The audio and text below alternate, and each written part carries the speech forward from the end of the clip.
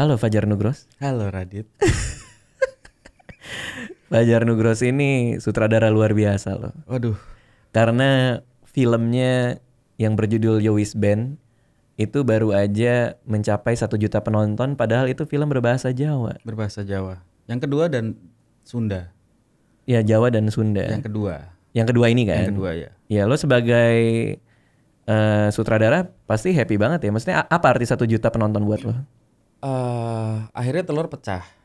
Karena film Cinta Brontosaurus nyaris. Ya, film kita ya. Iya. Nyaris. Terus Yowis Band 1 nyaris. Ini deketin dikit kali ya. Biar Yowis lebih Band 1 nyaris. Terus akhirnya yang ini dengan susah payah kena juga 1 juta. Karena kemarin tuh kalau nggak salah sebelum libur tuh 900.000 Iya, berapa nanggung ya? banget tuh. Nanggung banget ya, tinggal dikit lagi tuh ya. Dan eranya udah beda kan. Era sekarang kayaknya film bagus-bagus gitu. Iya, iya. Maksudnya ini masanya. Ya tiap minggu tuh film berbau box office tuh rilis gitu. Dan kita kan belum pernah ada data penonton Indonesia itu yang uniknya berapa. Maksudnya kalau ada film sekian juta itu pasti infonya selalu saya nonton 4 kali, saya nonton 3 kali gitu. Berarti aslinya kalau mereka nonton sekali, jumlah penonton box office kita itu berapa kan belum ketahuan gitu. Jadi takutnya selalu tiap minggu orang yang sama. Kalau ada film bagus terus tiap minggu, kemampuan ekonominya gimana penonton kita kan? Jadi kan mereka harus milih at the end. Jadi beratnya jadinya di situ gitu. Bukannya terus film bagus terus itu membuat kita jadi susah, tapi maksudnya ya persaingannya jadi makin ketat gitu. Orang jadi lebih milih kan. Cuman untuk film kedua mengungguli film pertama itu juga sebuah prestasi kan. Karena secara historis kan susah ya untuk yang kedua di atas yang pertama, apa gimana? Iya, tapi sebenarnya kalau kita lihat film pertama sih potensinya tidak keluar banget kalau aku ya, karena dulu sih produsernya Pak Parwes selalu masih maksudnya masih visinya tuh masih ini film lokal nih, Jawa Timur marketnya gitu-gitu. Terus jadi mungkin beliau juga masih ngeraba di film pertama gitu. Jadi kalau aku bilang waktu itu kalau kenapa kita harus Jawa Timur aja, kan ada Jawa Tengah. Jadi dilebarin gitu. Jadi sama Bayu waktu itu Jawanya itu harus bahasa Jawa yang ditangkap orang Jawa Timur, tapi juga diterima orang Jawa Tengah. Tapi saya sih apresiatnya Pak Parwes mau terbang ke Surabaya langsung untuk melihat film pertamanya itu reaksinya gimana di daerah, di penonton Jawa gitu. Dan ternyata ketawa tiap menit, dia langsung jadi selucu ini filmnya ya gitu. Gue kan juga nonton tuh kan yang pertama, dan gue sih juga ketawa ya. Padahal kalau gue ngerti bahasa Jawa mungkin ketawanya lebih pecah lagi ya. Nah itu karena Pak Parwes jago banget ngepasin subtitle sebenarnya. Dia effort banget tuh 7 hari 7 malam untuk ngepasin banget supaya subtitle itu juga membuat lucu bagi bukan yang orang Jawa kan. Subtitle Indonesia. Subtitle Indonesianya gitu. Makanya subtitlenya itu di Yowis Band pertama selengean banget kan isinya. Ya jadi dia maksudnya maunya bukan bahasa memang baku, kan? Nggak bahasa baku gitu. Jadi dia bisa kayak udah jadi DCP nih yang kedua ini udah jadi DCP, dia nonton terus dia ngerasa subtitlenya kecepatan keluar, mengurangi daya lucu, dia bisa print ulang untuk hanya geser subtitle. Dia bisa seserius itu dengan karena mungkin saya yang Bayu Jawa Timur, aku Jawa Tengah, udah ngerasa dapat. Nah dia yang mengindonesiakan film ini kan gitu. Oke. Nah gue lihat di Instagram lo nih, lo ngepost film kalau laku semua orang berburu-buru pengen bilang dia terlibat. Tapi kalau nggak laku pada diem. Itu maksudnya apa? Ya sebenarnya kan karena gitu. Sebenarnya tanggung jawab terbesar kan ada di sutradara, Ya. gitu kan. Dan sutradara itu pasti orang yang pertama kali jadi sutradara itu yang in out, yang memutusin sebenarnya bersama produser tentu. Yang in out mana scene yang tampil, mana yang dibuang, mana yang di ini tuh keputusannya di dia kan.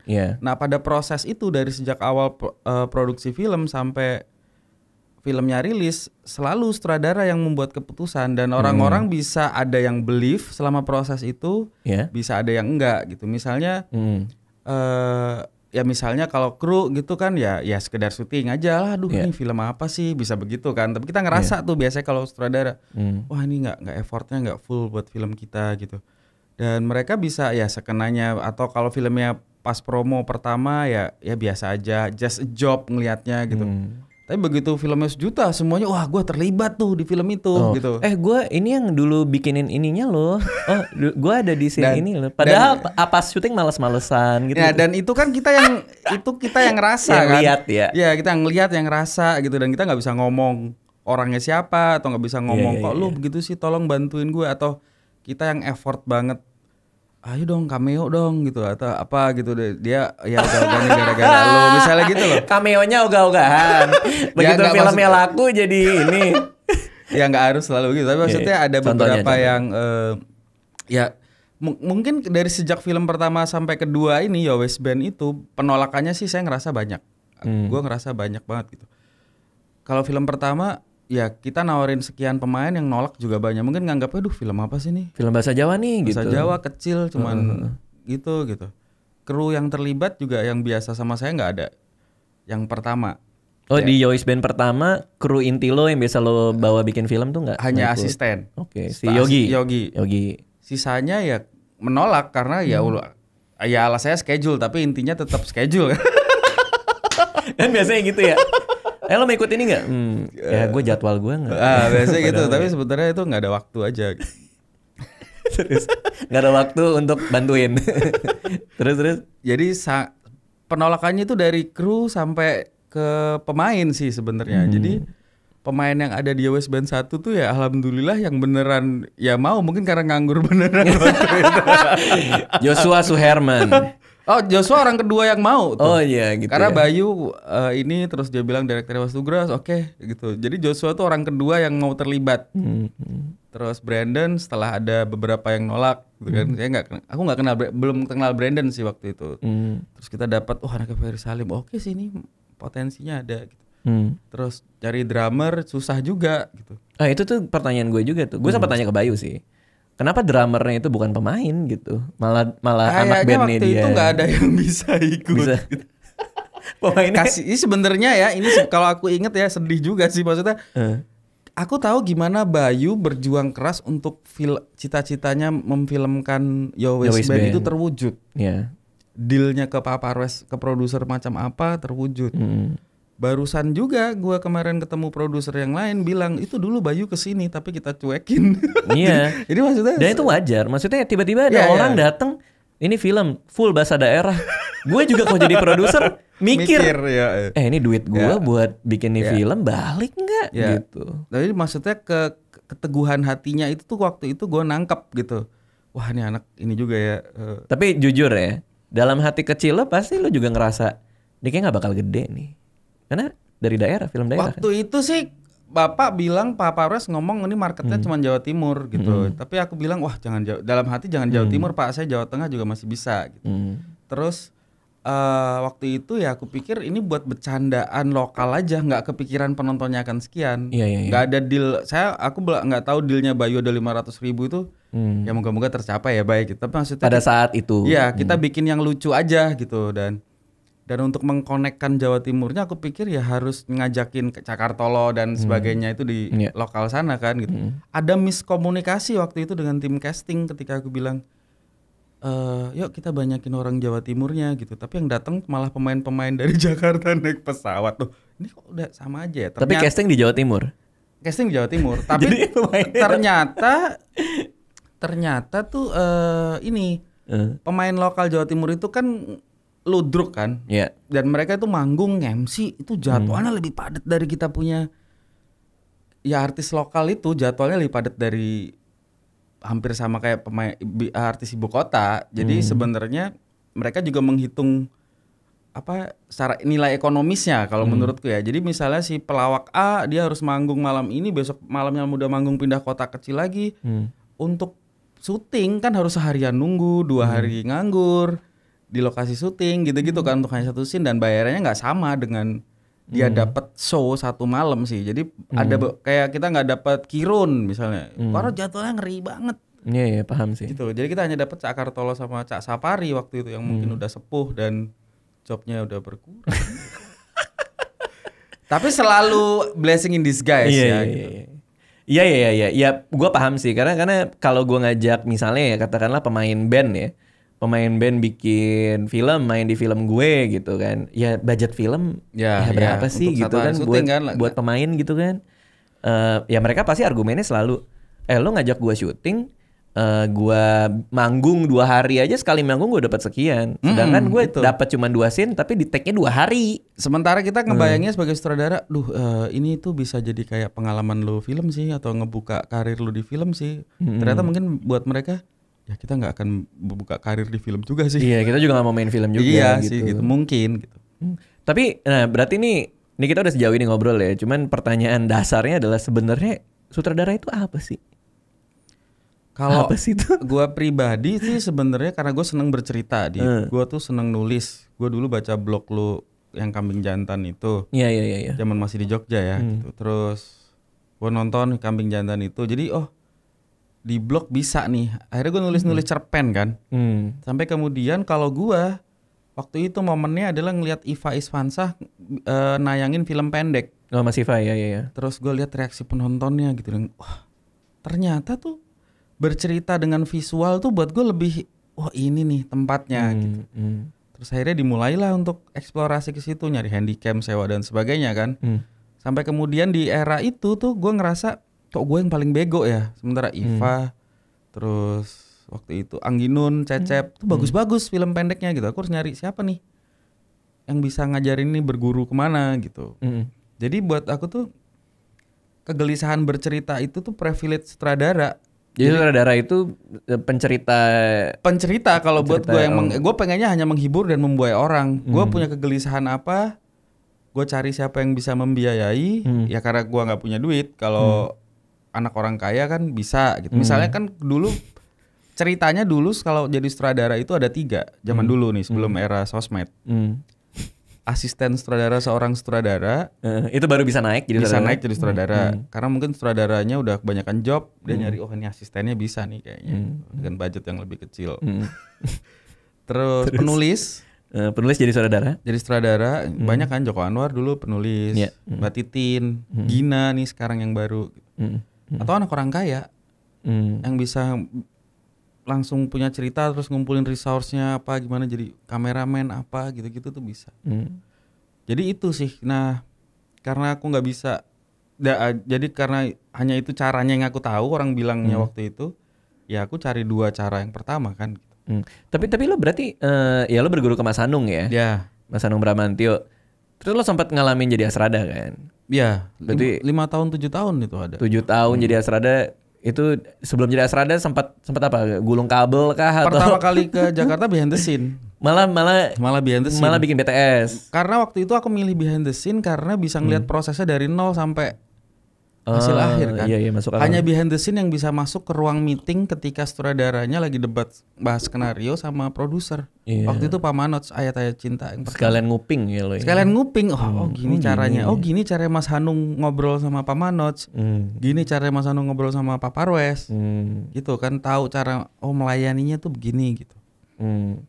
Terus lo ngelihat sekarang banyak sutradara yang tidak dari Astrada. Maksudnya kalau gue ngelihat ya, sutradara zaman dulu ya secara konvensional tuh kayaknya berangkatnya dari bawah banget. Either kuliah perfilman atau dia bikin film pendek, dia jualan ke produser, membuktikan diri dia lewat showreelnya dia, berteman dengan teman-teman di industri, saling kenal gitu. Tapi sekarang banyak kayak ya katakanlah kayak gue gitu, yang emang gue nggak kuliah, nggak ngerti apa-apa, tiba-tiba jadi director gitu. Atau kayak teman gue kayak Ernest gitu jadi director. Terakhir ini teman kita juga Benedion, ya kan, dia ngedirect film juga buat Star Vision. Menurut lo gimana? Maksudnya sebagai orang yang berangkat dari masa di mana menjadi sutradara itu susah gitu ngelihat ini? Kalau gue ngelihat ya eranya udah beda gitu. Kemajuan zaman itu membuat kesempatan orang untuk jadi apa aja itu terbuka lebar gitu. At the end of the day sih, orang-orang ini tuh lo, Ernest apa Bene itu mau belajar apa enggak akan kelihatan kan. Memanfaatkan kesempatan itu dengan baik atau enggak kan kelihatan. Udah ada beberapa yang enggak lanjut kan pasti. Iya. Menurut gua sih gitu. Dan yang jangan pernah lupa adalah privilege terbesar sutradara itu adalah memfilmkan kegelisahannya banget. Jadi buat gue tuh Joko Anwar bisa memfilmkan selalu kegelisahannya dia untuk mencapai titik sekarang ini. Dia bikin film apa aja yang dia mau, itu tuh harus dia raih dengan sangat panjang kan. Tapi orang kayak lu, kayak Ernest, kayak si Bene sekarang, itu nggak harus begitu. Dari awal dia udah bisa memfilmkan kegelisahannya kan. Lu kegelisahan lu dari dulu, si Ernest kegelisahannya dia dari dulu gitu. Sekarang dia tinggal ngembangin aja udah. Film pertamanya pasti kegelisahan terbesarnya kan. Iya. Ernest tuh kegelisahan terbesar dia seumur hidup. Iya, soal gitu. Menjadi keturunan Cina kan. Iya gitu. Lu jomblo gitu. Iya. Sekarang lu kegelisahan lu apa? Udah berkembang pasti. Iya. Bene berarti soal dia pernah meninggal jadi hantu ya. Ghostwriter. Ya, makanan kucing. Kegelisahannya Radit. Dibayarin loh. Gelisah doang makanan kucing sama dibayarin pabrik, ke Eropa. Sama makanan kucing dibayarin ke Eropa. Nah, sebenarnya kemudahan itu sih yang sekarang ini bagus gitu. Anak sekarang dia nggak perlu lagi harus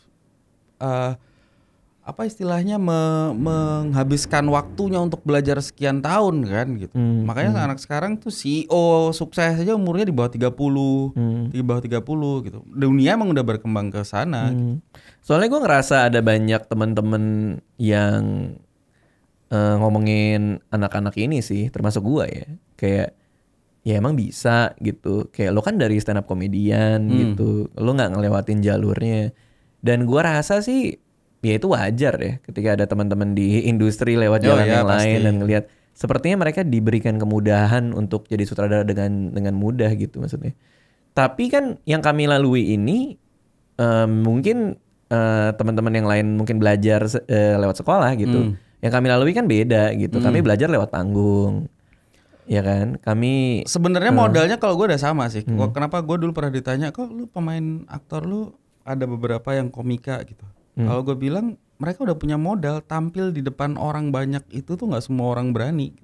Gue pernah nyobain stand up di depan. Lu yang stand up maksudnya? Ya. Oke. Jadi ada acara makan-makan kru film di Jogja nih. Iya.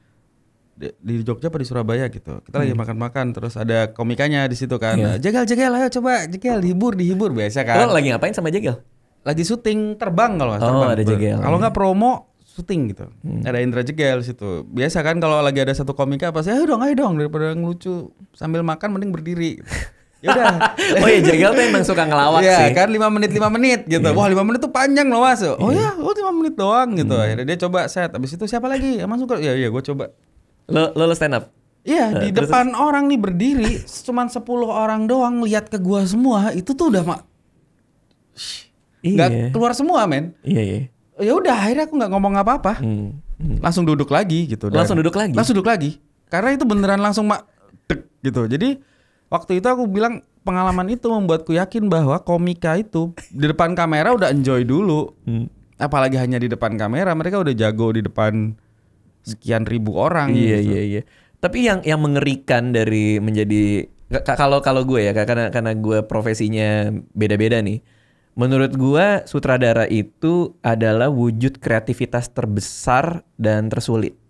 Karena untuk mewujudkan visi lo di layar itu lo harus berkompromi dengan banyak orang. Karena visi itu kan masalah tim, art director, pemain gitu. Yeah. Jadi kalau jadinya bagus, berarti lo luar biasa banget karena berarti lo bisa punya kemampuan manajemen yang baik, bisa kemampuan untuk tahu tim building tuh kayak gimana, berkompromi sama produser kayak apa sehingga jadinya sesuatu yang baik itu pencapaian kreativitas tertinggi buat gue. Kuncinya sebenarnya kalau komika ya, kenapa mereka ada beberapa yang bisa jadi sutradara? Karena mereka terlatih bertutur. Lo membangun sebuah cerita dari membangun mereka dulu, kemudian di endingnya bisa ketawa, itu sebenarnya membangun tahap bercerita kan. Iya. Tinggal itu dirubah dengan visual. Iya. Nah ketika lu udah visual, lu udah tahu nih, oh gue titiknya akan di sini nih orang harus ketawa, di titiknya akan nangis. Di sini proses dia bergulat dengan hidup. Iya. Nah sebagai sutradara, tinggal bagaimana lu bisa meyakinkan orang, kru lo itu untuk mewujudkan itu gitu. Mewujudkan apa yang lo pengen kan. Kalau nulis kan udah otomatis jempol kita ngikutin menyampaikan apa yang ada di kepala kan. Kalau Iya, ini kan iya. kita harus pakai komunikasi untuk gue maunya begitu tuh. Nah kuncinya cuman membuat krunya itu yakin bahwa apa yang lu bikin itu tuh bener. Iya iya iya. Iya, tadi kan profesi gue kan macam-macam nih gitu. Sutradara menurut gue adalah salah satu profesi yang perwujudan kreativitas yang paling tinggi menurut gue kan. Nah kalau stand up comedy adalah profesinya memang paling menakutkan gitu.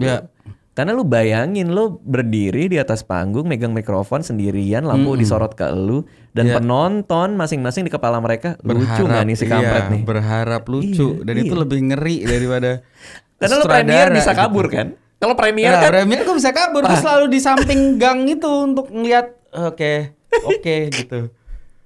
Menghindar orang kayak gue pengen denger aduh salah nih reaksinya, aduh kok nggak ketawa ya, itu doang tuh deg-degan ya.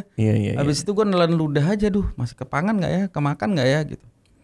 Nah ini gue pengen nanya sama lo nih, lo kan sutradara nih, lo punya visi kreatif sendiri atas ya lo katakan lo terima skrip lah, lo pengen wujudinnya jadi film, tapi ada produser yang punya duit dengan segala keterbatasan nih. Cara lo berkompromi itu sampai sejauh mana sih? Yang pertama sebenarnya gue bilang bahwa ketika para komika menjadi sutradara, privilege terbesar mereka itu bisa mewujudkan kegelisahannya kan. Iya. Sutradara kayak gue tuh jarang banget bisa melakukan itu. Kenapa? Karena ceritanya selalu dari mereka, dari produser gitu. Waktu Brontosaurus gue pikirnya oke, ini soal patah hati. Gue pernah nggak patah hati ya? Oh gue pernah. Berarti ini bisa gue samain kegelisahannya gitu. Waktu Jakarta Undercover, Mas MK ngobrol sama produsernya Santi di sebelah gue gitu. Wah ini sih bukan gue, karena gue nggak tahu dunia malam Jakarta. Gue nggak pernah ngeliat striptis, gue nggak pernah ke bar. Tapi terus Mas MK ngomong, kayak Nugros nggak mau ya ngederek ini. Akhirnya gue baca ulang, Mas gue tahu tuh baca ini waktu kuliah novel lo gitu. Gimana kalau kegelisahannya dibalik? Jadi MK dari daerah ke Jakarta terus menguak semuanya. Kalau kayak gitu kan sama, gue juga dari Jogja ke Jakarta, disamain kegelisahannya, gue presentasi ke Mas MK, dia setuju, Mas Santi setuju, oh ya udah, makanya jadi Jakarta Undercover yang sekarang gitu.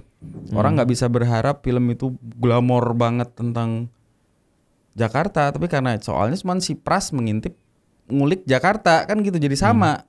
Tapi lo harus riset nggak? Lo harus ke tempat striptis nggak untuk bikin sebagai film? Pras iya, gue harus tahu gitu. Dan lo kesana. Gitu. Terus apa yang lo tangkap dan lo terjemahkan ke film? Ya seperti Pras yang juga terkaget-kaget di filmnya gitu kan. Oh ini ada beginian ya. Reaksinya ya seperti persis gitu. Jadi ketika sutradara seperti gue dan seperti Radit, Ernest dan Bene pasti beda privilege-nya gitu. Gue hanya bermain di cerita yang disodorin, kemudian gue samain kegelisahannya. Bayu waktu YBCN 1 butuh pembuktian. Oh ya, gue pernah melakukan itu gitu. Gue pernah ingin membuktikan bahwa gue bisa jadi sutradara kan. Pembuktian di sekolah, kita di ngincer cewek cakep tapi kalah sama anak yang... Pembuktian jadi pemain band maksudnya itu? Pembuktian jadi pemain band itu semua orang ngerasain kan. Kita berusaha main-main gitar atau apa hanya untuk ngegebet cewek. Itu tuh ada di... sejarah kita gitu dan akhirnya bisa melakukan itu kan. Ketika yang kedua, apakah ngeband itu bisa menghidupi kita? Sama kayak waktu jadi sutradara, nih bisa nggak ya? Gue menghidupin anak istri. Bapak gue ngomong mending jadi PNS, lebih jelas. Bapak gue selalu begitu, kamu nggak ada bakat sutradara. Keluarga kita tuh nggak ada yang seniman. Bapak aku ngomong gitu kan. Itu hampir sama dengan di Yowes Band 2 kegelisahannya. Ini anak-anak takut. Band bisa nggak ngidupin gitu. Hampir jadi kegelisahan itu yang membuat kita sama dengan filmnya. Nah, bedanya sutradara kayak gua dari komika, mereka selalu kegelisahan lo apa nih? Ernest bisa melakukan itu ya bisa lebih bagus karena sangat dia banget kan gitu. Tapi berarti yang gua tangkap adalah lu belum punya kesempatan untuk memformulasikan kegelisahan lo sesungguhnya ke dalam bentuk teks dong. Karena yang tadi gue lihat adalah kalau dibaca cerpen-cerpen gue sama yang gue film-film yang gue kerjain beda jauh. Soalnya kan kayak misalnya Panji gue atau Ernest atau Bene lah katakanlah, dia punya kegelisahan yang dituangkan dalam bentuk cerita gitu. Dia datang ke produser dan difilmkan, mereka jadi saudaranya. Kenapa lo tidak bisa melakukan itu? Kalau tadi kan gue dengar kan ya gue tuh tidak bisa kayak gitu. Gue tidak bisa kegelisahan gue salurkan terus ada produser, sehingga gue harus mencari kegelisahan yang sama dengan teman-teman yang datang untuk kerja bareng gue gitu. Tapi kenapa lu? Karena mungkin gue nggak gitu punya subscriber atau follower yang bisa gue kasih makan kan dengan kegelisahan gue itu kan. Kalau orang kan ngelihat follower lu, ngelihat lu, oh Radit tuh udah lucu, udah memakan semua ininya ketika film, ya mereka berharap paling nggak sama gitu. Waktu kita bikin Cinta Brontosaurus kan target kita emang ngasih ke fans lo waktu itu. Terus yang Yowes Band pertama, gue nggak kenal siapa Bayu. Bapak bilang cuman Papa Res ngomong ini YouTuber. Gue pikir nih apakah dia jadi YouTuber gara-gara main catur ya? Karena skak kan. Ternyata bukan. Jadi lo nggak tahu Bayu skak sama sekali. Bayu skak sama sekali waktu pertama kali ketemu. Dia sempat nomor 2 ya YouTuber paling banyak ya subscriber. Terus, nah itu problemnya ketika gue mau syuting ini, gue ngomong di status Facebook atau apa, ponakan gue nelpon dari Jogja, dari Semarang, Jawa Tengah lah. Mas Bayu Skak ya, mau syuting sama Bayu Skak ya? Oke, ini anak, ternyata fansnya SMP. Ponakan gue tuh yang SMP, SD, itu ngefans banget. Oke, berarti filmnya tidak bisa terlalu dewasa buat gue. Karena udah tahu nih ada segmennya begitu gitu. Yang kedua ini juga kemarin ada yang udah nonton yang kedua belum? Yang kedua belum. Itu belum. Ada adegan yang kalau kita terlalu panjang ngeditnya, orang akan berpikir itu adegan mesum. Itu pasti di kamar kosan nih. Di kamar kontrakan. Kan si Yayan sama si Mia udah married. Nah dari luar kedengeran nama Joshua suara ngik ranjang. Kalau kelamaan, nah itu di editing saya ngomong sama Pak ini jangan boleh lama ya. Jangan sampai orang berpikir mesum. Langsung kasih tahu reveal-nya apa di dalam, tapi di luar tetap salah paham gitu. Karena ada anak-anak SMP yang nonton. Jangan nonton. Makanya di film pertama ada tuh cara ngucap salam, ada cara sholat. Oh, I see. Jadi nilai-nilai itu tak kasih tahu karena yang nonton ponakan. Bener juga ya. Meteran gue langsung begitu gitu. Fansnya Bayu tuh ternyata banyakan.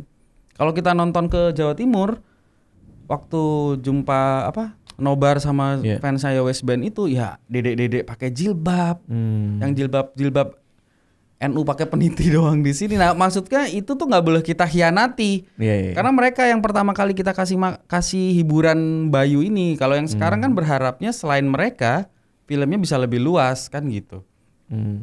Tapi dengan konteks sama Bayu nih kan dia juga co-director deh. Apa gimana sih? Ya co-director kan. Berbagi visinya tuh seperti apa gitu ketika lo punya orang lain, apalagi namanya co-director gitu. Sebenarnya tuh kalau teknis kerjanya aku lebih melayani Bayu lah gitu. Malah ini melayani Bayu dan fansnya sih. Karena kan film ini dibuat ya memang buat mereka awalnya gitu. Ketika nilai-nilainya itu udah ya sebenarnya sih kalau film Indonesia sih selalu ya nggak ngerti, tapi sebagai sutradara kayaknya aku terbiasa untuk ini harus ada moral value-nya.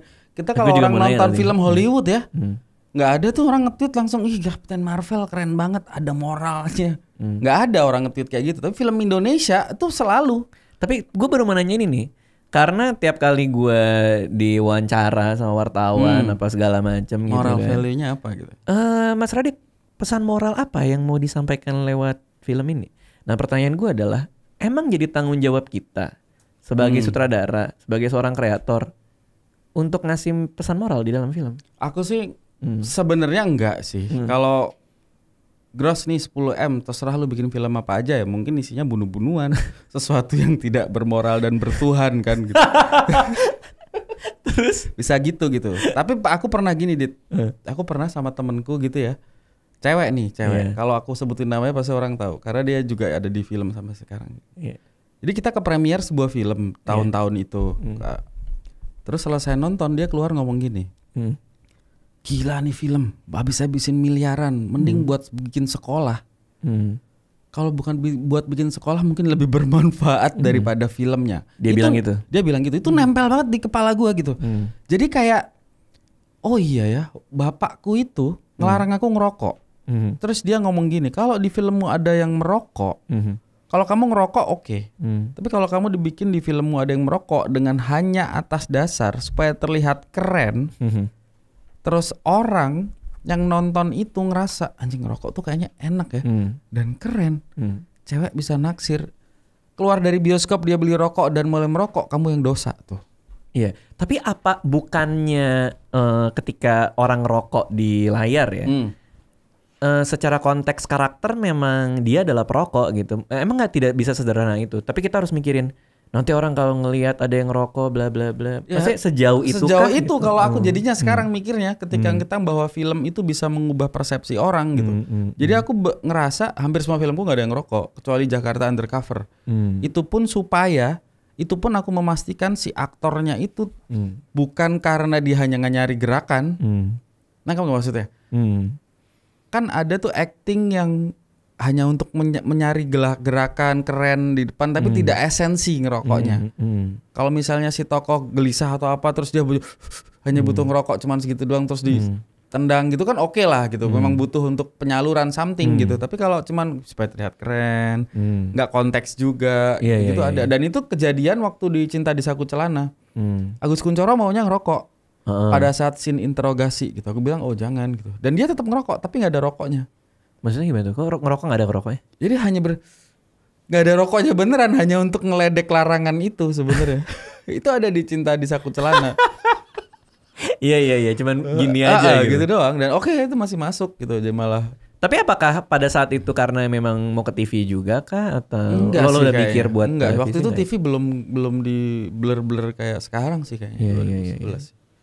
Tapi jadi aku ngerasa bahwa orang Indonesia itu uniknya kalau diceramahin nggak akan mau.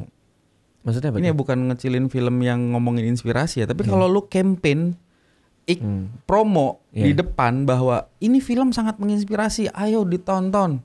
Kan sering tuh kayak gitu tuh. Kemungkinan besar nggak akan ada yang nonton. Menurut gua ya dari beberapa pengalaman. Tapi ini film hiburan aja gitu. Begitu dia di dalam ada ceramahnya dalam tanda kutip, sesuatu yang orang nggak sadar diceramain. Mereka bisa kena gitu dan efeknya bisa sangat luar biasa gitu.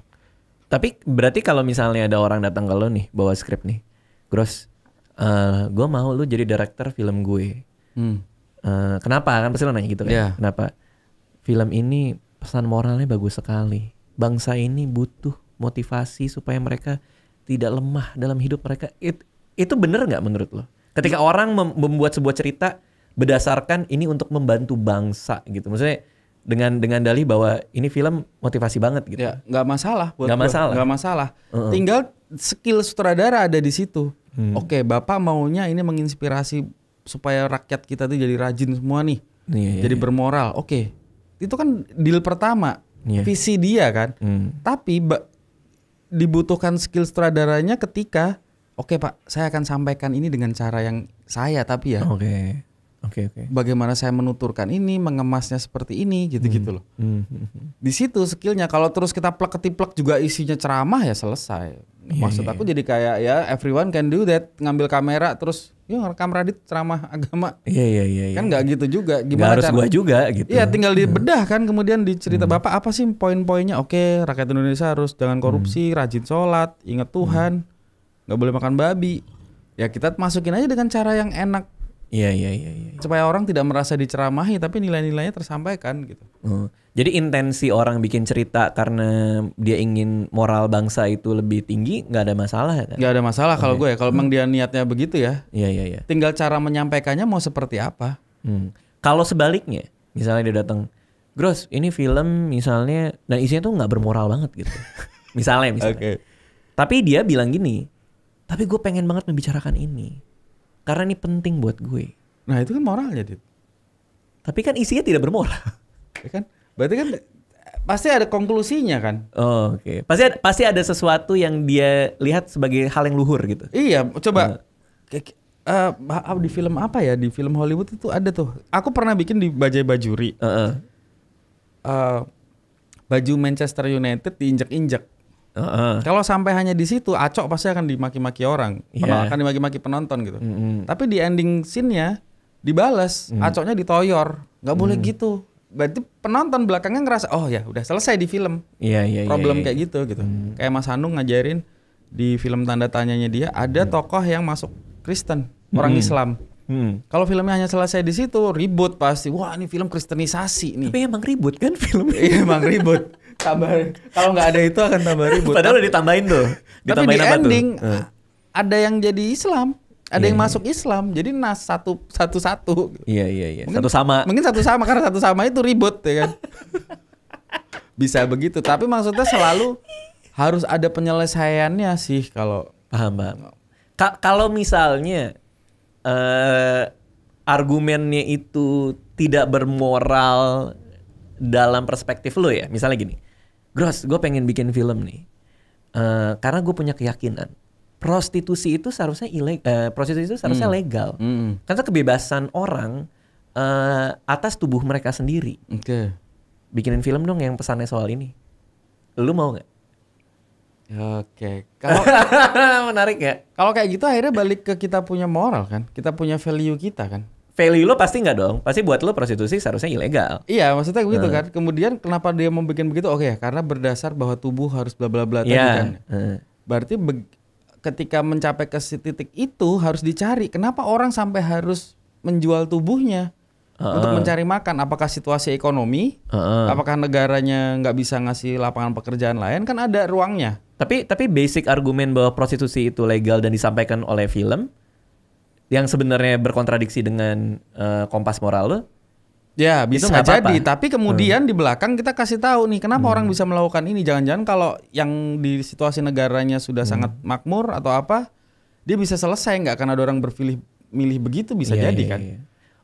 Yang gue tangkap adalah kerelaan lo untuk berkompromi itu juga ada gitu ya. Maksudnya lo punya ruang untuk itu ya, ruang untuk dia maunya apa, gue maunya apa. Ya, terus kalau aku sih bisa begitu karena buat gue film itu kolaborasi sih. Iya. Kecuali tadi dikasih 10M, terserah lu bikin apa, gue nggak butuh duitnya balik. Ini sedekah, oke. Iya. Tapi seberapa penting buat lo budget produser? Penting nggak untuk lo ikutin gitu? Budget itu kalau aku sih dari awal harus ngomong dulu ke produsernya. Bapak tahu kan kita nih bikin film apa? Oh tahu, oke. Ya udah, dealnya di situ. Bukan jadi terus kalau butuhnya cuma 10M ya 10M. Kalau butuhnya 5M ya 5M. Tapi kita sepakat tahu ya bahwa filmnya apa nih gitu. Filmnya apa nih gitu. Karena nggak bisa dibohongin. Kita ngomong ini filmnya glamor nih ya.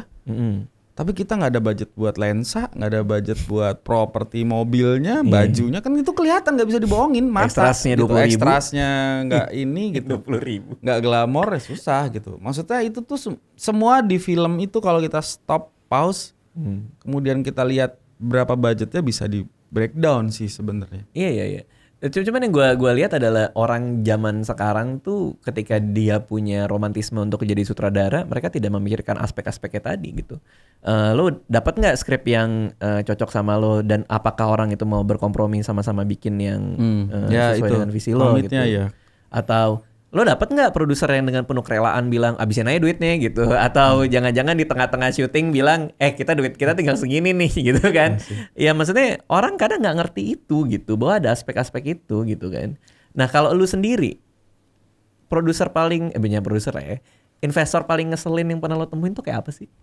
Investor paling pasti kan ada ya yang gue punya duit segini nih. Sebenarnya nggak ada yang ngeselin sih, tapi sebenarnya unik-unik aja, beda-beda gitu. Beda-beda. Tapi yang paling ngeselin itu sebenarnya itu harusnya produser itu meng-hire sutradara untuk mengerjakan sebuah film udah tahu dulu nih gaya sutradaranya kayak apa. Stylenya. Kalau gua ya gitu.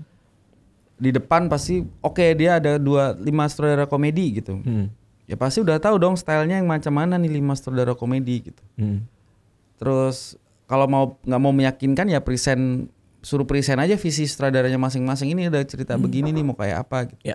Jangan sampai ketika sudah jalan kok visinya beda. Dia kayak nggak believe dengan sutradaranya lo.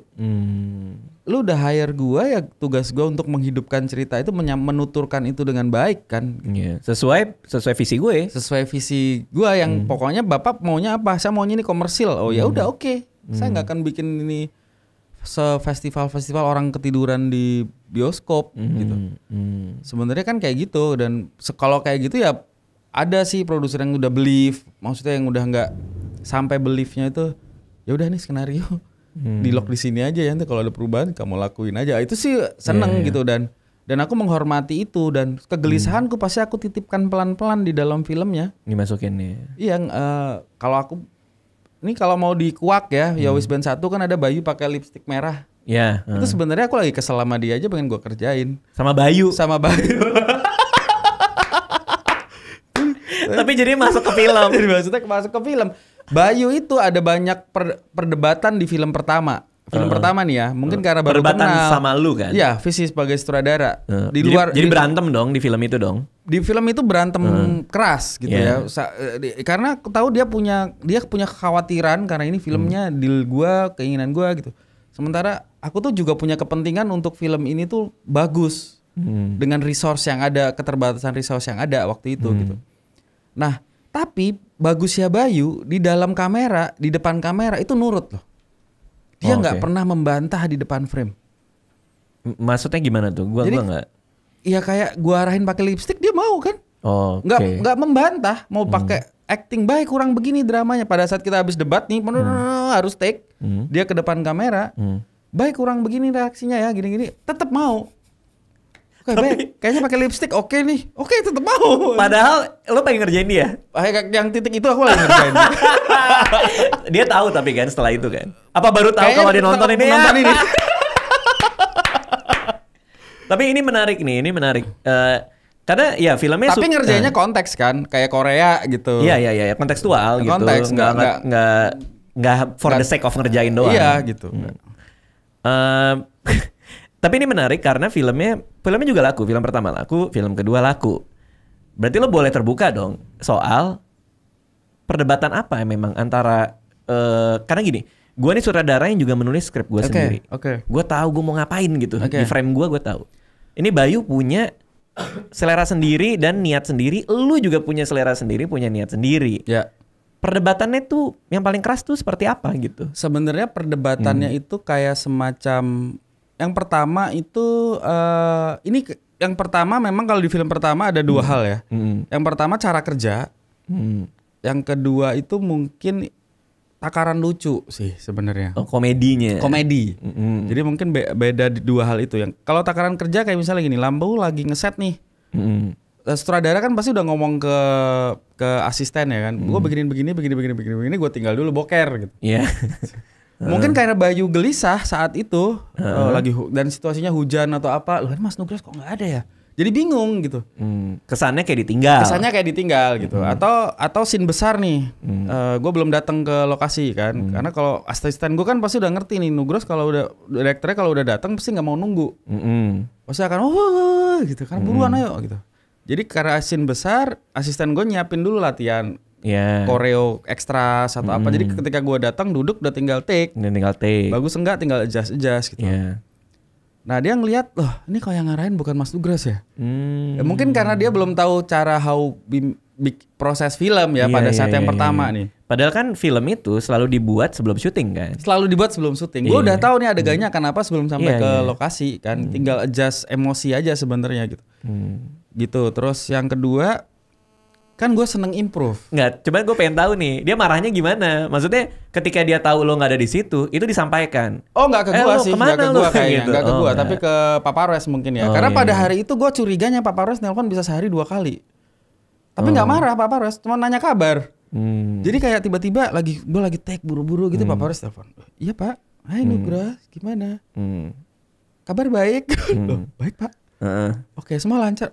Lancar Pak. Ada apa ya? Kalau Papares telepon lo, gue kayak tahu kenapa. Kenapa tuh? Karena Bayu curhatnya ke gue. Oke. Dia nanya, bro, gue kalau misalnya ada yang gue nggak ini sama syutingannya, gue gimana ya? Ya nggak tahu, lo bisa ngomong ke Nugros atau ke produser gitu. Tapi daripada berantem sih, mendingan coba obrolin aja ke Papares gitu. Terus Papares telepon lo. Tapi nggak gue lagi. Tapi nggak ngomong apa-apa, dia hanya nanya kabar. Syuting lancar Pak gitu. Saya lagi ngejar scene nih buru-buru karena hujan. Jadi film Yowes Band 1 itu amit banget tuh yang paling ditakutin semua filmmaker tuh. Dari hari pertama sampai selesai hujan. Every single day mulai jam 12 siang sampai jam 6 sore. Selalu. Jadi di kepala gue hanya gimana caranya nih cerita tetap nyambung dengan walaupun kita pindah set kan. SMA-nya Bayu udah nggak bisa, set SMA itu udah nggak bisa dipakai karena udah kita ngelewatin weekend. Syuting di hotel. Sebagai set SMA. Oh, adegan apa itu? Yang dia turun tangga buka paket. Ada kepala sekolahnya gitu. Oh, gua nggak nyadar sama sekali. Nggak nyadar kan? Iya. Ya, karena ceritanya udah ngalir kalau buat gua. Jadi kunci sutradara itu megangin cerita gitu. Orang udah nggak ngeh dengan nggak curiga kalau ada, maksudnya. nggak curiga. Gitu. Ini apa sih? Terus ada lagi yang absurd di OS Band 1 itu, ini 11:30 malam nih. Tiba-tiba ibunya Joshua datang. Mas Nugroho, ya tante ada apa? Mau jemput Joshua. Besok harus ke Bangkok first flight. Jadi jam 12 ini harus saya bawa ke Surabaya. Oh iya tante. Tapi masih ada 4 scene. Joshua masih ada 4 scene.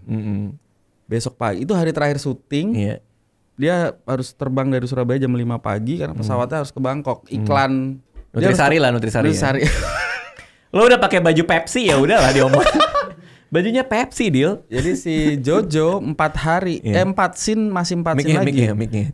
Oh, masih 4 scene lagi nih. Kalau ini nggak gua ambil sekarang, pasti ngutang. Kita udah balik ke Jakarta semua gitu. Jadi ada tambahan hari. Kebayang kan muka Papa Rues nih ada 4 hari lagi. 4 scene lagi kenapa nggak keambil gitu. Jadi masalah gua udah itu. Masalah gua setiap syuting adalah mempertanggungjawabkan ini ke produser kan. Iya. Oke, tante, jam 12 cabut. Saya minta setengah jam buat 4 scene ini gitu. Jadi gimana caranya setengah jam 4 scene? Ini nih kasih tahu resepnya nih. Jadi itu set di rumahnya Joshua. Nggak bisa lagi ngambil kita nggak bisa lagi moving ke set yang udah di hunting di Reki kan. Iya. Karena udah nggak mungkin setengah jam. Iya. Jadi di sebelah hotel ada rumah. Gimana itu rumah izinin sekarang gue mau syuting untuk ngambil Joshua. Jadi 4 scene dia kita ngambil semua cover Joshua dulu. Kelar yang sini pindah ke sini. Next scene, oke pindah ke sini, baru setelah Joshua cabut baru kita ambil masternya. Tapi di masternya nggak ada Joshua? Selalu ada karena dapat hour-hour stand in. Oh, ngakalinnya gitu. Tapi ini yang penonton nggak tahu ya. Persoalan jadi sutradara bikin film di Indonesia ya. Bahwa setiap hari syuting itu selalu ada masalah. Betul. Dan masalahnya tuh absurd. Dan semua sutradara adalah orang yang paling jago acting di lokasi syuting. Kenapa tuh? Karena kan lu datang lagi happy gitu, tiba-tiba ada pemain lagi datang yang Mas gimana jalan lancar? Oh, lancar. Ya. Padahal genset lagi meleduk. Oh iya, gue pernah. Catering belum datang. Ya kan kostumnya nggak continuity, scene masih 50, masih hari itu masih utang 3, hujan, dan kita nggak boleh kelihatan seperti orang yang nggak tahu apa-apa gitu. Harus tetap pede gitu kan. Apalagi kalau pemainnya udah nggak believe ya. Maksudnya kalau pemainnya ngelihat kita panik, kan moodnya jadi berubah semua kan. Dulu aku diajarin kalau kamu mau buat yakin pemain, ketika lu mau nyuruh dia lompat ke sungai, ketika pemain udah ada di set, kamu duluan yang lompat. Sutradaranya dulu lompat ke situ. Jadi ketika pemain lihat, sutradaranya aja pede lompat ke situ, berarti itu sungai udah dijamin nggak ada apa-apa. Nanti kita ngomongin ngedirect pemain setelah kita bahas soal Bayu dulu nih ya. Tadi udah nih soal mungkin ada perbedaan cara kerja. Yang Bayu juga mungkin belum paham kan. Masih kaget gitu. Masih kaget. Kalau aku sih kaget ya. Tapi yang di kedua itu udah aku jelasin.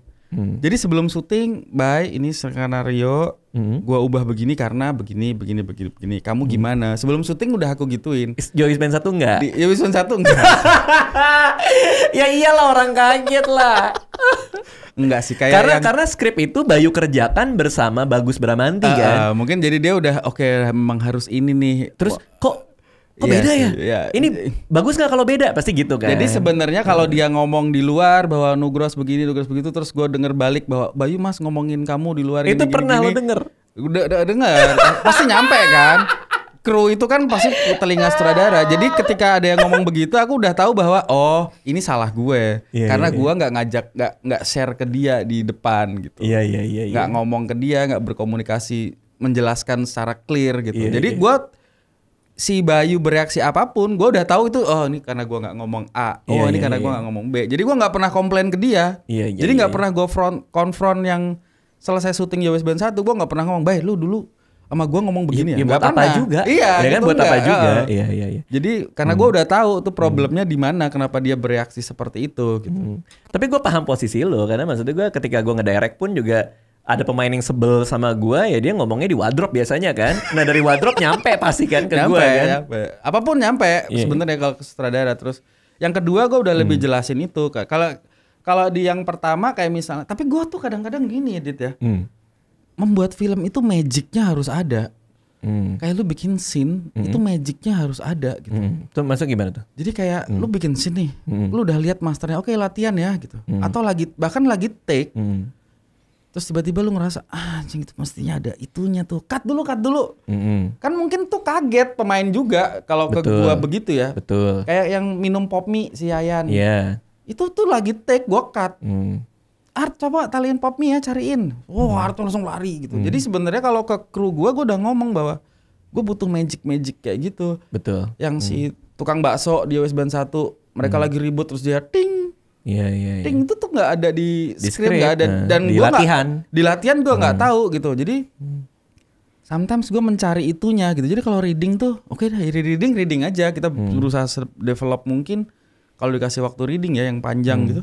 Begitu take ya tetap gue berusaha nunggu ada magic kayak gitu sih. Tapi benar, maksud gue ya maksud magic itu kan penemuan di lapangan yang tidak terduga kan. Tapi gue memang karena lo ngedirect gue pas di Cinta Brontosaurus, itu yang ngebawa gue sampai sekarang untuk melakukan itu sih. Maksud gue adalah ya gue kan juga ngeliat di Cinbro kan banyak juga yang lo lakuin kayak gitu kan. Tapi dulu lo nggak bete ya? Dulu bete nggak sih dulu waktu gue rubah-rubah? Kalau nggak salah gue sempat bete, tapi soal kamera kamera handphone itu takutnya belang, kontinuitas aja sih. Gitu. Cuma maksud gue, tapi gue merasakan bahwa film itu memang ngebuka ruang improvisasi gitu. Dan gue nggak bete kalau lo ngelakuin itu gitu. Pada saat itu sebagai sutradara gue gitu. Justru itu yang gue bawa ke film-film gue, ke Malam Minggu Miko dan lain-lain. Gue itu bahkan beberapa skenario Malam Minggu Miko tuh gue nggak tahu mau bikin apa gitu, jadi cuman pointers doang. Gue menunggu itu magic di lokasi, mau bikin apa ya gitu. Bahkan gue bikin satu seri di YouTube namanya Tragedi Squishy Berhantu yang nggak ada skripnya. Jadi gue cuma ngasih tahu nanti lo ngomong ini. Itu yang masih melakukan itu dulu, yang gue tahu Pak Garin Nugroho sih. Di era-era dia bikin film masih privilege-nya mahal, ideal banget ya, kayak ya udah kita kalau kasih syuting, Mas mau gimana kamera? Tunggu bentar ya, saya lagi nyari. Oke, di sini. Itu tuh yang kayak gitu-gitu tuh masih bisa gitu. Yang gue pernah lihat waktu gue kecil ya, di daun di atas bantal apa gimana di Jogja. Iya. Makanya kadang asrada gue ya, mungkin yang kalau baru pertama kali kerja sama gue gitu, ada asrada ya baru kerja pertama kali, mereka takut nggak bisa menerjemahkan apa yang gue pengen, karena yang gue brief juga sedikit sekali gitu. Ya namanya juga asrada kan pasti yang ini maunya director gue apa sih gitu kan. Kayak ini udah syuting nih gitu. Tapi ya gue relax aja gitu. Maksudnya gue tahu gue mau ngomongin apa, dan sedikit banyak gue dapat dari lo juga. Sebenarnya itu kuncinya sutradara tuh megangin cerita. Dan itu gue terlatih di Star Vision juga ya, FTV gitu. Syuting 5 hari gue megangin cerita. Oke, ceritanya apa nih? Oke, skenarionya gue nggak bisa baca karena dialognya kadang-kadang kosong. Tapi sinopsisnya, outline itu tuh yang gue pegangin. Oh ini sini nih ya. Oke, ini harus lucu. Yaudah kita bangun aja kelucuan, tapi endingnya tetap poinnya tuh jangan hilang gitu. Iya. Apalagi nggak selamanya skrip yang kita terima bagus kan? Iya kan. Dialognya, apanya? Iya, kadang-kadang kosong. Dan gue kalau bikin itu, wah ini pasti dibuang nih editing nih. Apalagi kita tahu si bapak selalu ngekat ya. Ngekat yang padat gitu. Nah, pertanyaan berikutnya adalah seberapa sering lo berantem sama penulis berarti? Jadi gue punya pengalaman gitu. Dulu waktu gue bikin film pertama, gue takut banget ngerubah skenario. Penulis skenario ya. Terus kalau nggak salah tuh Queen Bee. Gue takut banget ngerubah skenario. Jadi gue persis seperti filmnya, seperti skenarionya gitu. Plek ketiplek gitu. Bahkan kayak lagi syuting tuh gue ngebacain dialog di skrip. Oke. Jadi gue udah nggak berusaha menghidupkan. Gue pikir wah ini salah nih gue. Tapi pas lagi syuting lo juga mikir lo salah? Apa? Enggak, itu setelah, lo lagi tegang-tegangnya jadi sutradara saat itu? Setelah selesai filmnya sih, gue kan nanya Mas Hanung kan, apa yang bikin gagal ya? Karena jadinya hasilnya flat.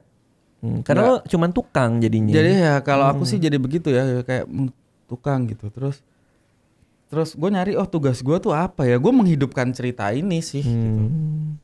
Pilihan dan pilihan menghidupkan itu tanggung jawab sutradara memang. Mungkin akan ada harinya improvisasi atau menghidupkan itu jadi salah, ada caranya juga jadi bagus gitu. Iya. Tanggung jawabnya kan di situ kan. Dan memang tugas utama sutradara, tanggung jawab terbesarnya ya memutuskan itu, di mana lu bilang cut, di mana lu bilang action sih.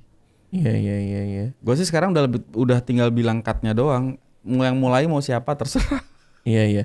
Cuman ininya apa namanya tadi pertanyaan soal berarti lo sering debat, maksudnya sering berantem sama penulis skenario. Kalau yang sekarang lebih gue komunikasiin sih. Yang dulu pernah ada gangster, dia bikin gangster di Star Vision kan. Selesai premier kan Mas Jujur yang bikin. Waduh, skenarionya ini senior banget nih. Wah, senior banget lagi. Aku minta izin di depan. Mas, ini saya improve ya, saya ubah-ubah gitu. Nggak apa-apa Nugroho, silahkan. Terus premier kan. Selesai premier aku lagi pulang di KRL gitu, Mas Jujur telepon, "Gros, kok nggak kamu pasang namamu ya di skrip gitu, skenario Jujur Prananto dan Fajar Nugroho gitu." Terus aku bilang, "Mas, kalau aku ngubah itu ya jobku sebagai sutradara aja gitu, bukan berarti ketika aku ngubah terus aku mau kredit itu, enggak gitu. Cita-citaku cuma jadi sutradara gitu, enggak.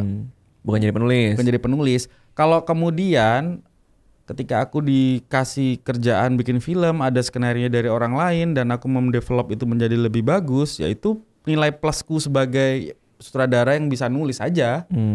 Bukan terus itu mau aku kreditin sih sebenarnya. Kalau aku pribadi ya, mungkin ini ada yang nggak sependapat atau apa-apa. Ini tapi terus kalau Mas Jujur bilang, "Oh gitu," atau tapi itu jadi lebih bagus skenarionya, dibilang gitu. Dia happy gitu. Harusnya ada, jadi nggak enak. Loh, ini senior kok jadi nggak enak ke gua gitu. Tapi tapi aku nggak apa-apa Mas. Jadi aku harus ngejelasin sedetail itu ke Mas Jujur yang tidak ngerasa enak karena skenario jadi lebih bagus. Dan lo kerja sama Bagus Bramanti juga kan untuk Kalau Bagus sih aku lebih intens komunikasi karena aku pengen tahu dia maunya apa sih gitu. Kadang di skenario tuh aku, oh ini kayaknya Bagus pengennya kesini deh. Sama nggak ya kalau aku pengennya kesini? Kayaknya sih lebih tepat kalau ini tuh kesini nih arahnya, bukan ke sini nih. Kayak di Yowis Band 2 itu terjadi perdebatan di sosok Engkos. Jadi Yowis Band 2 itu anak-anak Yowis Band kan pindah ke Bandung. Ninggalin Cak John. Nah buat aku di Bandung itu harus ada penggantinya Cak John. Di sosok mana nih Cak John itu ada di Bandung gitu. Nah, pilihan jatuh ke bapaknya Asih. Tapi kalau bapaknya Asih hanya berinteraksi dengan Bayu, tidak ke 4 pemain yang lain kan gitu. Akhirnya aku pilih ke sosok Engkos si McDenny gitu. Nah awalnya McDenny itu karakternya berganti-ganti. Pokoknya setiap kali Yowis Band butuh apa datang GoFood, McDenny. Mereka butuh pergi kemana datang tukang ojek, McDenny. Mereka butuh tukang bersih rumah, datang cleaner, McDenny gitu. Itu karakternya tadinya dibuatnya seperti itu. Tadinya seperti itu. Nah, aku pikir jadinya kok kayak lepas-lepas kan.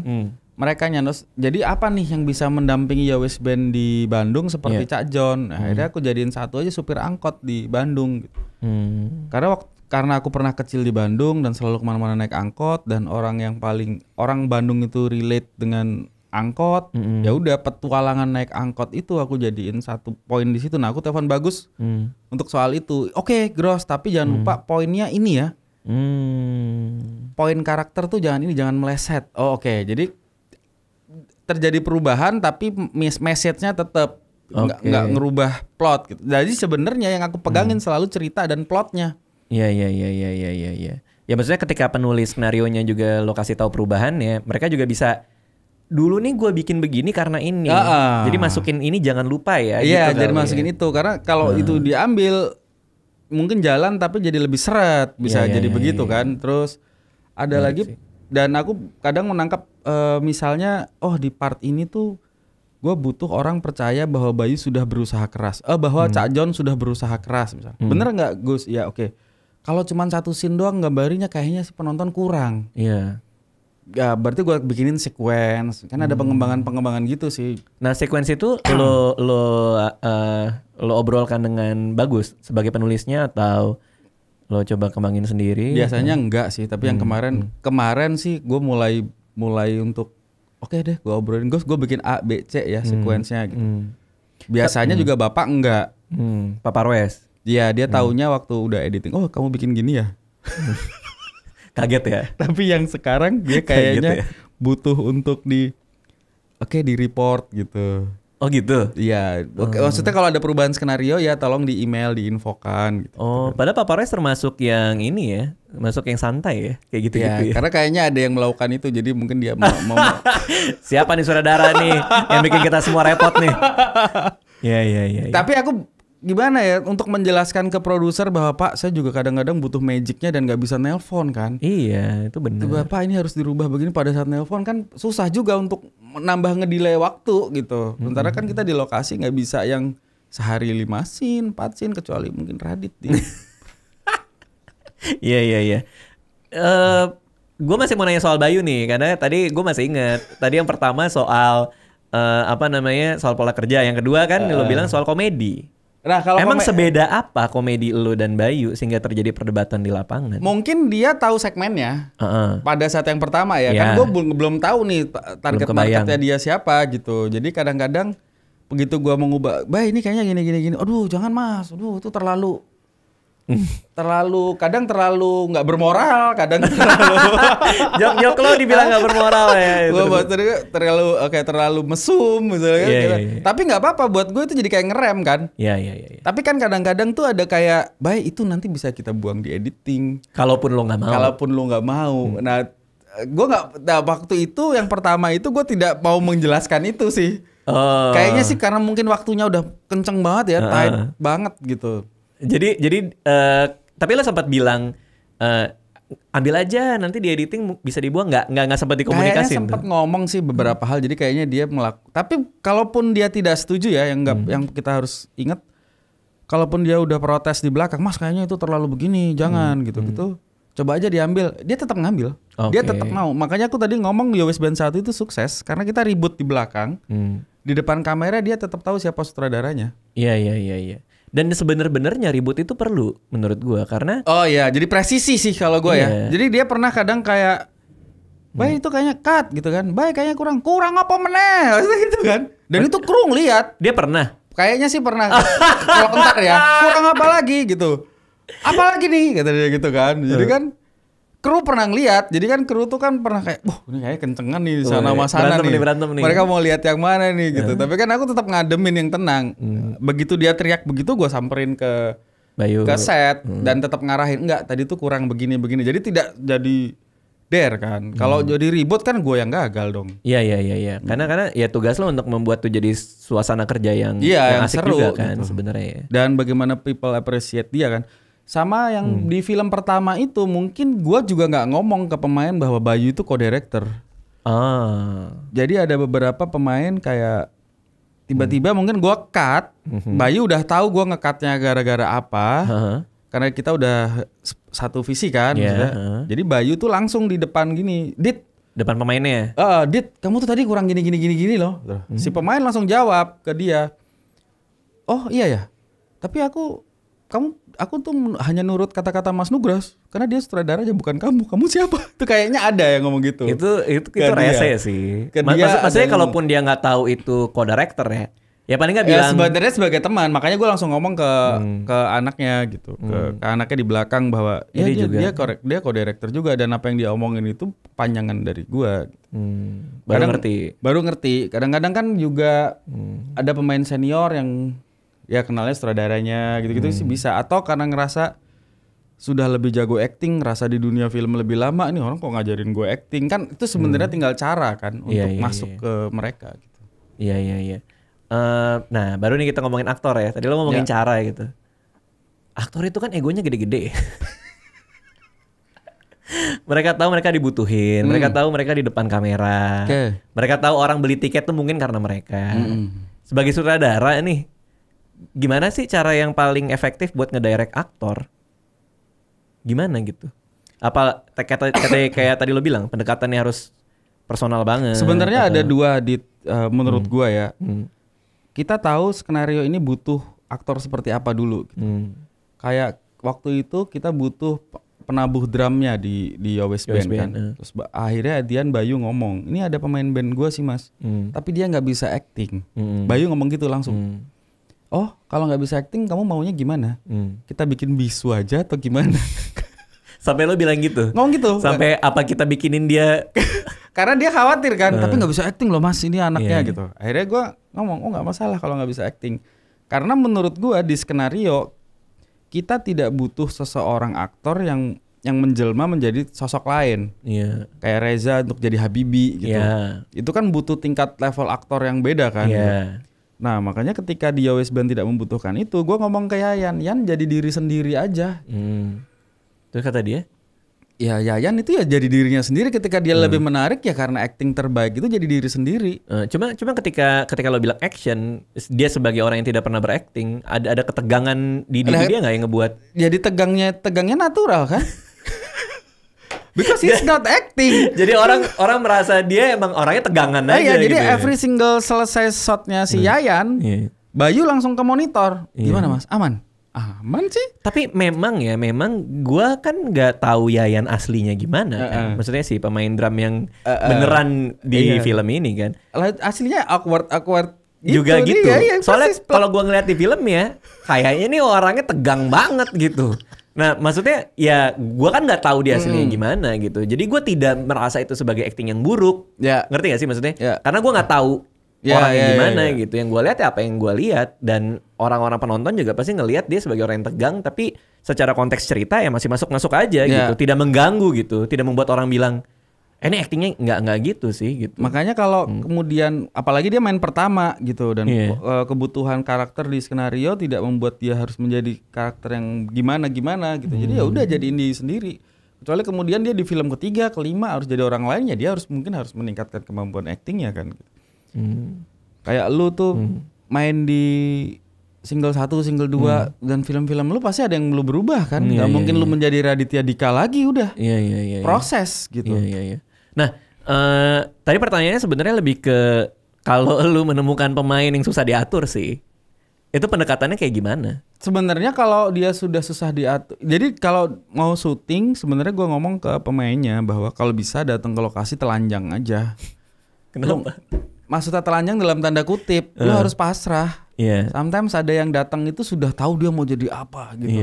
Jadi dia harus berusaha keras untuk menjadi itu gitu. Jadi ketika diarahin ya nggak bunyi gitu. Oh, jadi udah kayak reject, ya udah kayak rejection gitu. Kemarin di Yowes Band 2 ada kejadian bahwa ada 4 karakter yang perannya sebenarnya sama di dalam angkot gitu. Salah satunya aktor yang udah jadi. Ya, terus?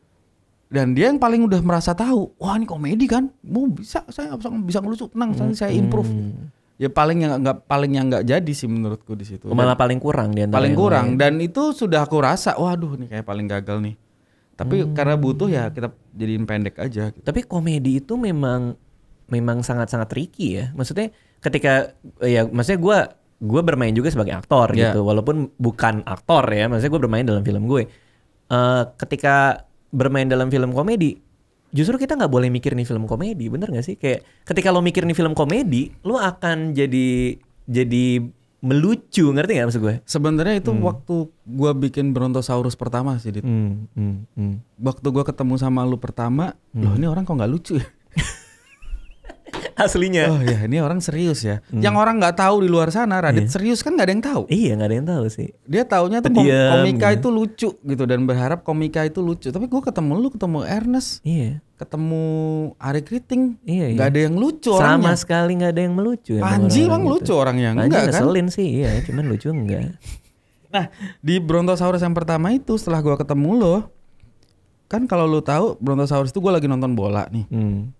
Gue udah denger ada project Brontosaurus di Bangkok. Gue lagi post Cinta di Saku Celana. Bapak di depan mobil ngomong, Brontosaurus kamu kerjain, ini kamu kerjain. Dan gue gak dapet job apa-apa waktu itu. Maksudnya gimana? Kok gak dapet job apa-apa? Jadi gue di mobil nih ada ada sutradara. Ada satu lagi gitu kalau gak salah. Ada 3 orang gitu. Dan saling bagi-bagi job lah. Gue paling junior, gue duduk di belakang di mobil itu. Gue habis post Cinta di Saku Celana kalau nggak salah. Bapak ngebagi, kamu ngerjain ini, kamu ngerjain Cinta Brontosaurus ya. Gitu. Oh oke. Gue udah diem belakang gitu. Udah seneng Cinta di Saku Celana jadi film kan.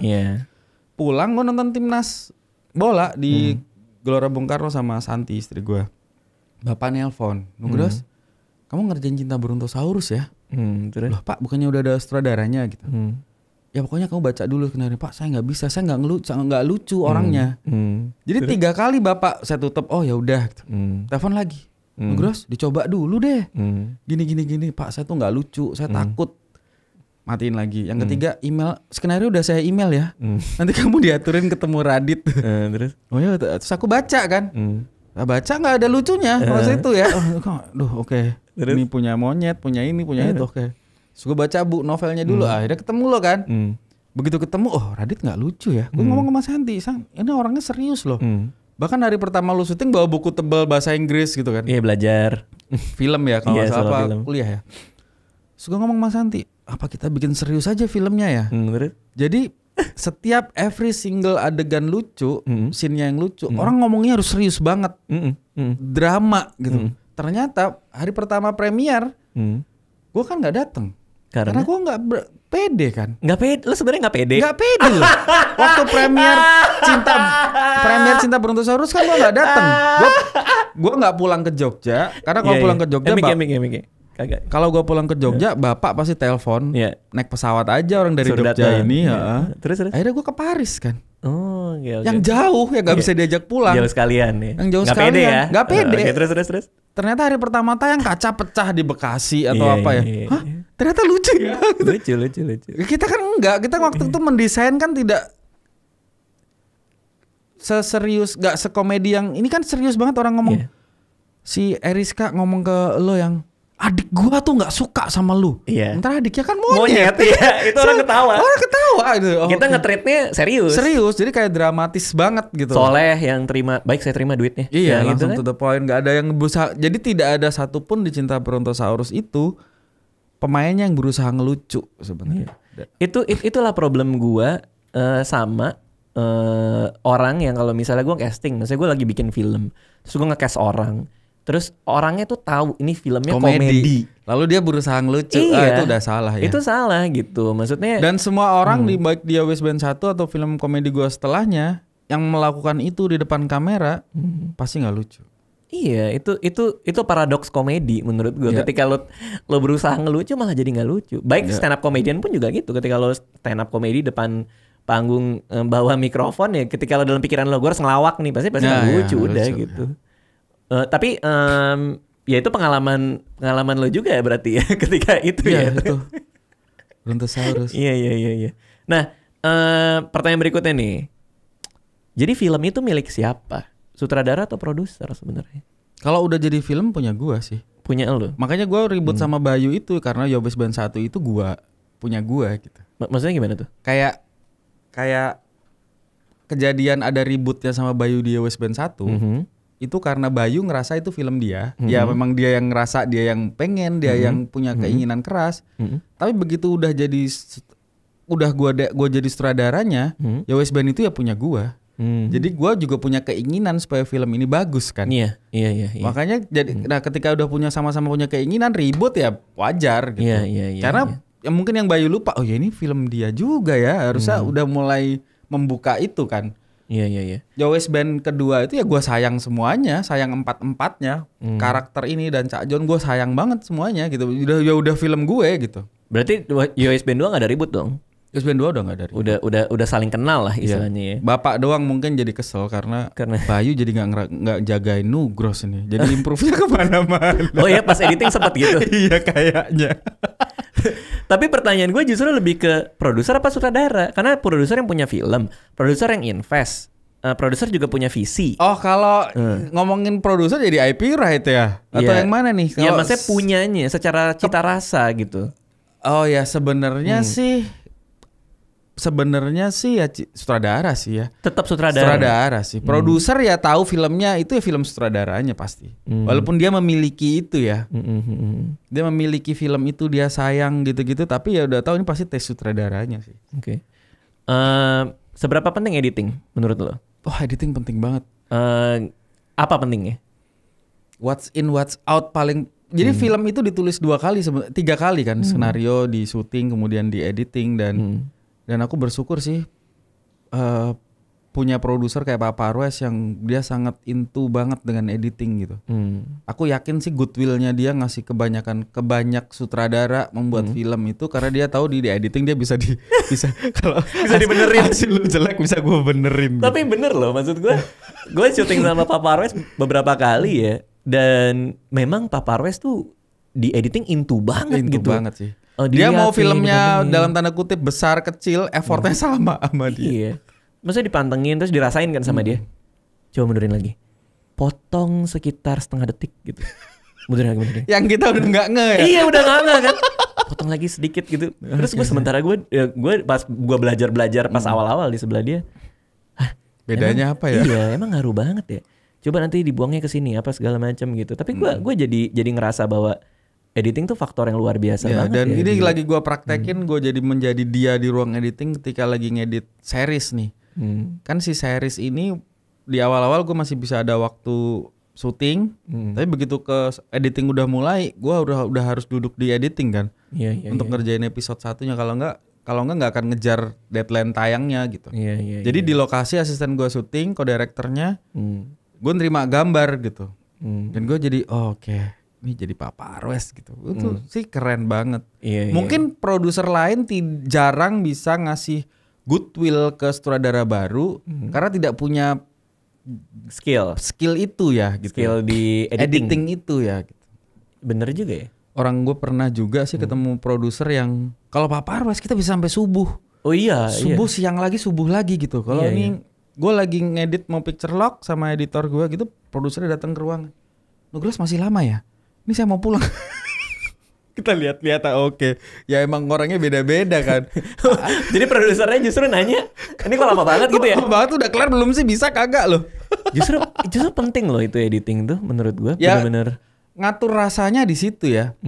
Kadang rasa yang kita bikin di lokasi syuting itu bisa kelebaran, bisa terlalu kurang gitu. Nambahinnya, ngepasinnya ya di editing itu harus presisi banget. Dan sedihnya tuh kalau kurang shot ya. Karena gue pernah tuh sama Pak Parwes kayak gitu tuh. Kurang shot ya. Pas lagi adegan gitu. Aduh Pak nih kalau saya waktu itu ngambil shot yang ini nih kayaknya lebih bagus nih. Terus sampai nanya gue, ini beneran gak ada shotnya? Gak ada Pak, gak diambil waktu itu gitu. Ya maksudnya sebenarnya itu gini. Lu tahu kurang shot atau enggak itu di editing. Tapi di syuting lu kadang udah merasa cukup. Iya. Tangkap gak? Udah merasa cukup. Nah ketika merasa makanya sutradara itu juga harus berpikir editing. Iya. Editorial thinking. Ya? Editorial thinking bahwa oh ini motongnya akan di sini nih. Oh ini akan motongnya akan di sini nih. Oh ya kita butuh yang dia lihat apa sih? Oke insert. Bisa nggak sekalian sambil pen atau apa enggak gitu. Tapi kadang-kadang satu scene cukup nih. Satu shot cukup nih. Iya. Bisa pede begitu. Dan di lokasi syuting kita bisa pede begitu. Duduk editing. Oke, shit. Iya. Gue belajar banyak editing sama Pak Parwes gara-gara itu juga gitu. Ketika gue awal-awal jadi sutradara gitu, terus di sebelahnya dia, terus gue ngerasa bener nih kurang shot nih, bener nih ini, bener nih itu gitu. Begitu film berikutnya langsung ya bener tahu. Editorial thinking ya. Gue akan buka dengan shot ini, berarti gue perlunya ini dan lain-lain. Udah gitu. Kepake di editing di kepala gitu. Ketika dia bertele-tele, ini pasti dibuang nih, mulai aja dari situ. Gitu. Nah tapi keputusan di lokasi syuting itu kadang dipengaruhi banyak faktor. Misalnya lu, waduh gue masih butuh shot itu ya, tapi next scene-nya masih 5 lagi nih. Atau udah digedor-gedor sama security. Aduh. Tapi lu gak bisa masa bodoh ya. Maksudnya kayak ini gue harus ngambil shot yang ini, tapi udah digedor-gedor security. Bodoh amat dah, gue ambil aja gitu. Jadwal mundur. Biasanya gitu. sih bisa bodoh amat. Tapi karena kalau enggak, kekurangan shot yang kita udah tahu kurang itu kepikiran lu Dit berhari-hari. Iya. Gue tuh salah ngomong aja aktornya nadanya. Duh si Bayu tadi ngomongnya ketinggian nih. Emosinya maksudnya? Iya gue retake shot itu doang. Itu ada satu shot di Yo West Band yang gue ambil di 3 kali tempat. Jadi gue udah ngambil dulu nih di kampus gitu. Bayu sama Asih ending itu. Aduh kok gak pas ya dialognya. Jadi kepikiran sampai 3 hari. Pas ke Bandung gue Asih sama itu lagi ya di cover. Jadi kan backgroundnya langit jadi gak apa-apa. Oh pindah ke radio, udah kelar sing radio, tolong ambil lagi dong yang kemarin itu. Karena gue gak yakin tuh scene itu. Karena itu ending kan antara Bayu sama Asih. Begitu di edit, bapak bilang bener, aduh kalimatnya salah nih. Tuh kan salah. Mending, tapi pakai senyum aja deh, mending Bayu gak usah ngomong apa-apa. Akhirnya gitu take out. Oh di take out diganti muka Bayu senyum sama Asih senyum, udah cukup. Oke. Ya berarti kan berproses ya. Maksudnya ada satu shot yang selalu gue nggak pernah tahu itu harus diambil kayak apa gitu tuh, ada salah reaksi.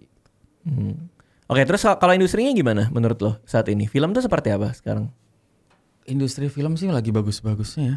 Dan hadirnya komika itu membuat penonton kita mungkin jadi lebih bagus sih.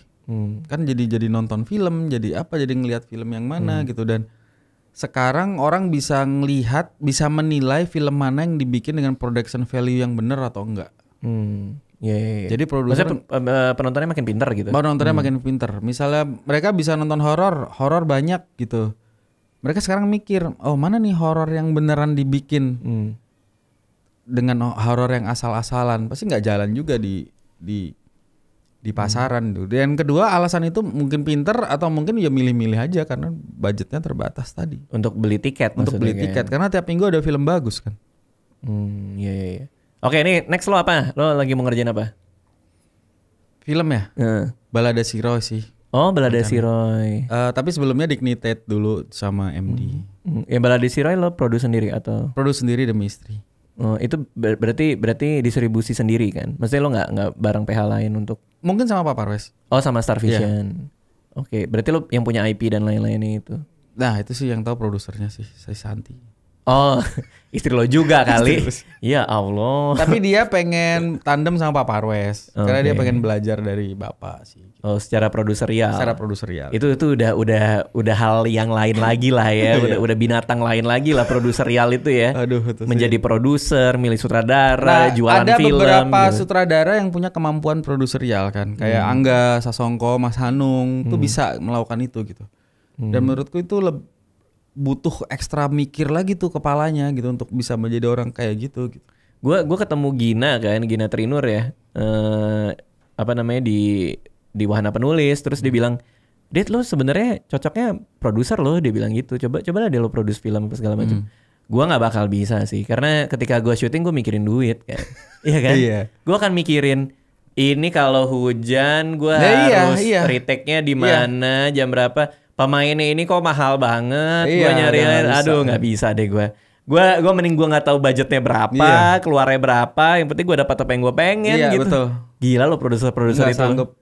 Gila ya. Begitu hujan dia, anjir hari ini gue rugi 100 juta. Iya kan, harus nambah hari kan. Iya. Ya udah, apa lagi yang mau lo ceritain kira-kira? Kita udah mencapai di penghujung obrolan kita nih. Apa ya? Gue sih bersyukur jadi sutradara, terus gue bersyukur juga anak-anak sekarang tidak harus menjalani dan mengalami apa yang gue alamin untuk jadi sutradara. Jadi privilege yang ada sekarang itu kalau bisa dimanfaatin baik-baik supaya memberikan nilai tambah ke industri film Indonesia. Iya, jadi kalau orang mau jadi sutradara sekarang, ya udah ada banyak gitu. Medianya, bikin film pendek taruh di YouTube, gitu kan, supaya orang bisa ngeliat gitu. Kalau viewsnya banyak, pasti juga produser akan tertarik. Gitu. Dan kalau produser tertarik terus nggak ngasih kamu sutradara pertama, karena ya investasinya besar di situ. Jadi dulu Radit mungkin bikin film pertama gue harus jadi direkturnya karena ya produser tahu investasinya gede, ini harus diamanin, harus diapain, dijagain. Bayu mungkin dulu Yowes Band 1 harus dicari sutradaranya karena itu lebih buta lagi Pak Parwes, nggak bisa bahasa Jawa, nggak bisa ini duit gue kemana ya kan. Makanya dia butuh satu orang untuk memastikan investasinya aman sih gitu. Karena ini film melibatkan uang besar kan. Iya benar. MM-an gitu. Benar. Dan lu aja ngutang sama gue aja ngutang Dit pinjam 100.000, pasti lu mikir anjir dibalikin gak nih menurut gue. Itu hanya 100.000. Gimana 5M 10M kan. Iya. Habis-habisan orang. Iya. Dan kalau lu punya kesempatan bikin film, pastiin bermanfaat. Dan benar-benar lo pengen lakuin ya. Ya, dan lu bener lakuin. Oke. Ya udah, thank you ya Gros ya. Thank you Dit. Makasih semua, dadah. Dadah.